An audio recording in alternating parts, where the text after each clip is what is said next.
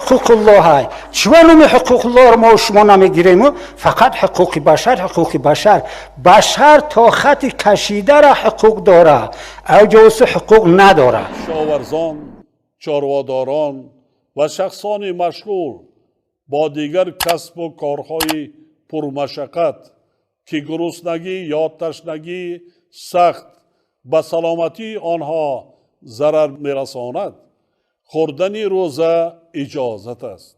بعضی نفرها دارند که مثلا در تاجیکستان فتوا دادن که انا روزه هاتون بخرید. برادرای عزیز، این خیل فتوا هیچ وقت صادر شدگی نیست یا هیچ کس ماه رمضان منکر نشده است، بلکه چیزی که همین صاحبای کتاب گفتن، همون نفرهایی را که همین مردم در نظر دارن، همون سخن اول در همین درون کتاب هست. یعنی ما نباید دیده و دانسته در نتیجه ننوشیدن آب و نخوردن خوراک که خصوصاً به سلامتی کلانسالان ضرر دارد به جان خود جبر کنیم و به خودکشی دست. خب پادشاه تا کجا را حقوق داره؟ حقوق بشر تا کجا را؟ او در حقوق خدا دخالت حق داره یا نه؟ پیغمبر نداشت. بشر حقوق داره که در قانونی مثلا خدا را پایمال کنه یا که یگان دیگرگون کنه؟ بشر حق داره؟ نداره حق. عیبی کیه؟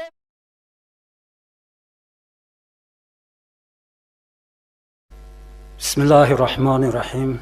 الحمد لله و الصلاة علی نبیه و علی آله و اصحابه اجمعین. اما بعد، السلام علیکم محترم برادران اهل اسلام و خواهران عزیزم. و من یک خواهش میکنم که از طرف شما یاردم کنه که من 3-4 دقیقه گپم تیار نمیشه. و دیگه میشم که در وقت صحبتم رئیس حزب نگاه نمیکنم که من اشاره میکنه که خیلی گپا نزن. برادران محترم، یکم درجه در روی دنیا سیاست اسلامی.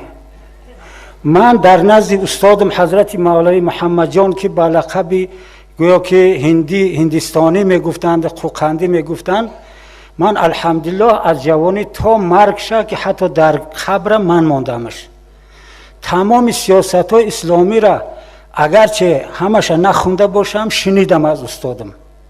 برادران محترم، من حاضر اثبات میکنم که عیبی کیه ناآرامی، عیبی کیه اثبات میکنم انشاءالله.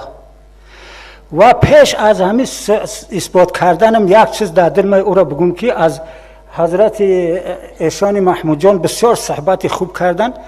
یک چیزم در همین باره گفتنی هستم، برای که همین علمی که کسا گفتن همه سختتر در دل من است. در بیناموسی علما یک عالم چقدر عالمی به قوت زور بده است، بسیار حکمت ها را یک کتاب کرده همراهش میگردونده است، حکمت های عجایبه. یک روز در معرکه استاده است که خیلی صحبت کرده است، پس از صحبت خیسته است مثلا قرغان که جای می رفته است که کتابش گرفته است و تاس راه دوره یک نونی هم در بالای کتابش مونده است.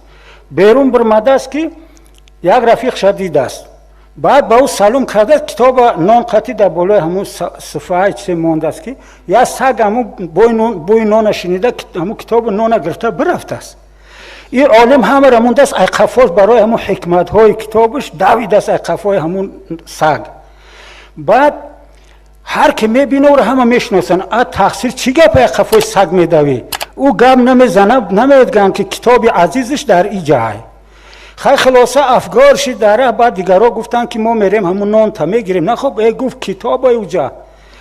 در بازگشت دیگه او آدم ها از قفای سگ رفتن و ای بازگشت. گشت که یک آدمی بزرگ داره گفت حضرت چی گپ قد میدوی؟ گفت که آخی کتاب ما سگ برد. گفت حیف با او علمت که علم تا سگ بره.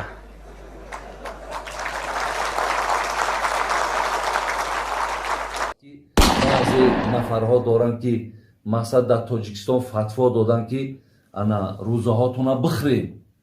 برادرای عزیز، این خیل فتوا هیچ وقت صادر شدگی نیست یا هیچ کس ماه رمضان منکر نشده است، بلکه چیزی که همین صاحبای کتاب گفتن، ҳамун нафарҳоеро ки ҳамин мардум дар назар доранд ҳамун сухани аввал дар ҳамин дарони китоб ҳаст. حیف به همین خیلی ملوگیه که شیطان بارک در وسواسی شیطان گفتی و ساگه که شیطانه. برادران محترم اکنون شروع میکنم با مقصدم. برادران محترم من پیر شدگیم همه الحمدلله بی نسبت به همه که جوانو حال آگاهن اگرچه علمی هرچی که داشته باشن با پیری هم یک اسرار هست. با همه حیات ما همراه بزرگا گذروندم الحمدلله.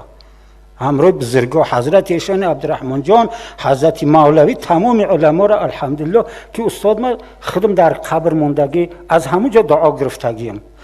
برادران من از استادم سیاست اسلام آموختگیم. سیاست اسلام چیه؟ حاضر میگن که زمین و آسمان، حق باطل، راست چپ، هر یک چیز با همراهش بغیر پروردگار که یکی و یگانه هر چیز دوتای. مثلا من حاضر دوتام، هیچ چیز بغیر پروردگار یک تا نیست. خب اکنون ما حاضر میگیم که در تعارف همه در تمام مجلس های دولت ها حقوق بشر این چوه تنها های شریکی چیه؟ حقوق بشر میگیم این شریک داره چوه ذکر نمینیم. اول حقوق الله های بعد حقوق بشر برادرها.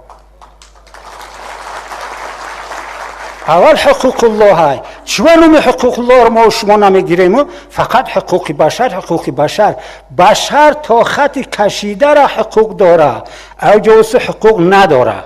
مثلا من اگه سخن دراز نکنیم که حاضر با زنش میزنه از اول اسلام که خداوند حضرت بای آدم خلق کرد تا حضرت محمد صلی الله علیه و سلم پیغمبرها فرستاد از بین ما و شما انسان. اگه من همه اخیروش بگم با قیاس کنه با تمام پیغمبرها با حضرت محمد صلی الله علیه و سلم قرآن نازل کرد.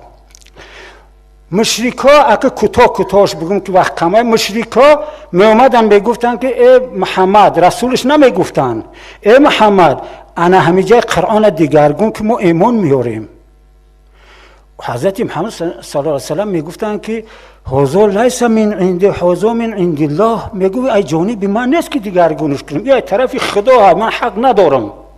خلاصش بگیم که پیغمبر صلی الله علیه و سلم از جهان رفت به اجازت خدا تا خدا منسوخ نمیکرد یگان آیت پیغمبر یگان آیت حق منسوخ کردن نداشت از پیش خود حق نداشت. ایرا حقوق الله میگن. اومد در صحابه ها خورد پیغمبر از جهان رفت این حقوق در صحابه ها خورد با حقوق صحابه ها مشکل تر شد برای که هم حقوق قرآن هم حقوق حدیث های پیغمبر صلی الله علیه و سلم این با یه مشکل همین تا خلاصش بگم که آمد حاضر در پادشاهی خوردگه او حقوق. کشاورزان، چارواداران و شخصان مشغول با دیگر کسب و کارهای پرمشقت که گرسنگی یا تشنگی سخت به سلامتی آنها ضرر میرساند خوردن روزه اجازت است. خب پادشاه تا کجا را حقوق داره؟ حقوق بشر تا کجا را؟ او در حقوق خدا دخالت حق داره یا نه؟ پیغمبر نداشت. بشر حقوق داره که در قانونی مثلا خدا را پایمال کنه یا که یگان دیگرگون کنه بشر حق داره؟ نداره حق. عیبی کیه برادرها؟